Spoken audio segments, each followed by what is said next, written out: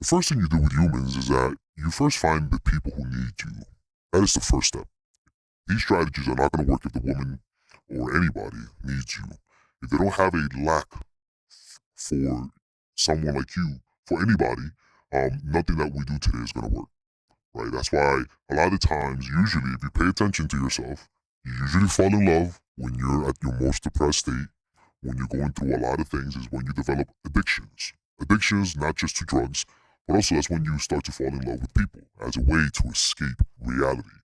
And I had an understanding of that ever since I was a kid, right? And so it's instinctively to just look for people who are in need of something. And a lot of the times they're pretty easy to spot. How? By the way that they react to you. From the moment that you talk to them, they're excited to meet you. From the moment that you talk to them, they're very compliant with you, right? Either that compliance comes from either trauma or because they're attracted to you. But it doesn't matter, right? The point is it has the same effect. That's the thing. They can't be completely happy and content for this to work, all right? That's why I said it's kind of dark. But we're not here to take advantage of them, right? We're just here to find someone that likes us back, okay? And these strategies really work. The first thing you do is shower them with attention. And you do that to validate their self-esteem, right? That's why I say it's important to pick someone who needs your attention. So you first give them attention and consistency with a mix of seriousness and playfulness. The seriousness is there to keep some sense of respect, right? To let them know that I'm cool, but I have boundaries. The playfulness is there to not intimidate them too much with your presence, right? So you got to learn how to balance that. The next thing is that after a few weeks or maybe a few days, you criticize them out of nowhere. A harsh criticism based on something real so that they can't really get mad at you or offended. And the reason why is because it hurts the ego, especially if it's real, especially coming from somebody who they like and who they want something with. This is where a lot of people lose the people that like them back. They say, why is it that they lose interest? Well, most likely because you didn't do this. It was all smooth scale. You didn't create some bumps in the road. After that, or you could just pull away and just disappear or plan a date and cancel last minute. Both equally work. They both cause a person to self-reflect. And usually a person's self-esteem is so negative that they start to feel bad and blame themselves, which will cause them to get aggressive, which will cause them to want to win you over because it was their fault.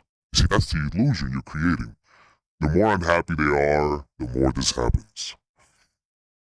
And so then you return to your warm self out of nowhere, making them feel that their efforts was validated, that their efforts worked.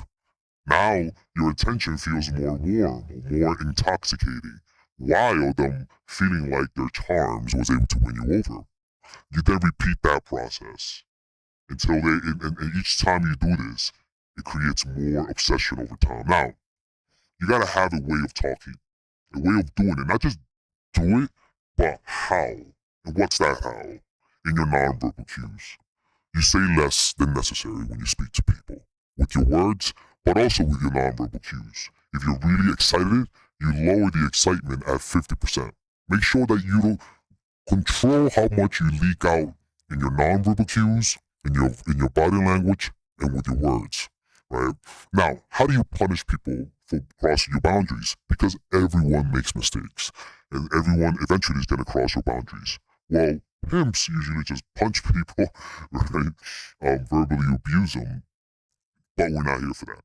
Like I said, that's complete submission, right? What a pimp wants is a woman that completely submits to him so that he can get the money off of him. What we are looking for is something deeper than that, right? We're looking for a sort of anxiety that comes with love. Because every time you fall in love, there's anxiety, right? And so when somebody makes mistakes, you just use your silence and your absence. You let your absence and your silence do all of the work for you because their minds will start to self-reflect and think about everything that they've done. And eventually people come to the conclusion, rather than trying to win them over with your words, you win them over with your silence and with your absence, right?